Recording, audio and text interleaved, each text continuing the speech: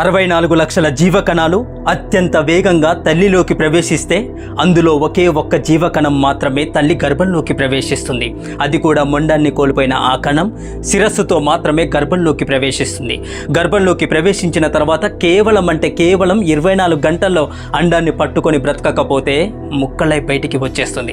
అదొక పోరాటమే కదా, ఏమంటారు? కాదంటారా? ఆ పోరాటంలో మనకు దేవుడిచ్చిన సమయం కేవలం 24 గంటలు మాత్రమే. నిలిచావా బ్రతుకుతావు, లేదంటే ముక్కలై బయటికి వచ్చేస్తావు. అలా రూపం లేకుండా వెళ్ళిన కణం రూపాంతరం చెంది రూపాన్ని పొందుతుంది. గర్భంలో కాళ్ళు చేతులు కదపలేని స్థితి, నోటితో చెప్పలేని పరిస్థితి. ఆ అంధకారంలో ఏం జరుగుతున్నా భరించాలి. క్రమంగా దేహం పెరుగుతుంది, దేహం మీద మోహం పెరుగుతుంది.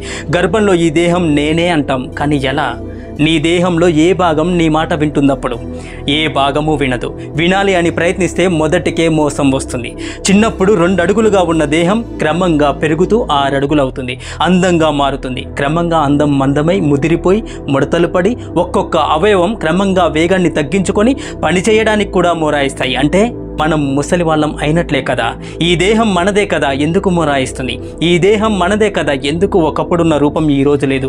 ఈ దేహం మనదే కదా, ఎందుకు నీ మాట వినడం లేదు? ఈ దేహం మనదే కదా, ఎందుకు వదిలేసి వెళ్ళిపోతున్నా? ఎందుకంటే ఈ దేహం మనది కాదు, ఆత్మ మనది కాదు, ఆ పరమాత్మది. అంతేగాని ఈ దేహం నాదే, నేను శాశ్వతంగా ఉండిపోతాను అనే భ్రమకి లొంగకూడదు. ఈ భూమి మీదకి ఏ కారణం చేత వచ్చామో తెలియనప్పుడు మనకున్న బాధ్యతలను మనం సక్రమంగా నిర్వర్తిస్తే చాలు. శాస్త్రాలు ఏం చెప్పాయో వాటిని అనుసరిస్తే చాలు. ఈ సృష్టి యొక్క అర్థం ఏంటో తెలుసుకుందాం. రూపం లేకుండా తల్లి గర్భంలోకి ప్రవేశించాం. రూపాన్ని పొంది ఎన్నో మంచి కార్యాలు, చెడు కార్యాలు చేసి ఉండవచ్చు. చివరికి రూపం ధరించిన రూపం ఇక్కడే వదిలేసి వెళ్ళిపోతున్నాం కదా. అసలు మనం ఇక్కడ ఉండడానికి కారణం ఈ దేహం మనకు మన తల్లిదండ్రులు ఇచ్చిన ఒక అద్భుతమైన వరం. తల్లిదండ్రుల మీద దయలేని పుత్రుండు పుట్టనేమి వాడు గిట్టనేమి, పుట్టలోని జదలు పుట్టవా గిట్టవా విశ్వదాభిరామ వినరవేమా. తల్లిదండ్రుల మీద దయలేని కొడుకు పుట్టినా చచ్చినా ఒకటే. అలాంటి వాడు పుట్టలోనే పుట్టి ఆ పుట్టలోనే నశించే చెదపురుగు లాంటి వాడు. కాబట్టి తల్లిదండ్రులపై దయ, ప్రేమ కలిగి ఉండాలి. తల్లిదండ్రులకు వృద్ధాప్యం వస్తే వారిని పసి బిడ్డలలాగా, కన్న బిడ్డలలాగా చూసుకోవాలి. అలా చెయ్యని కొడుకు ఉన్నా లేనట్లే.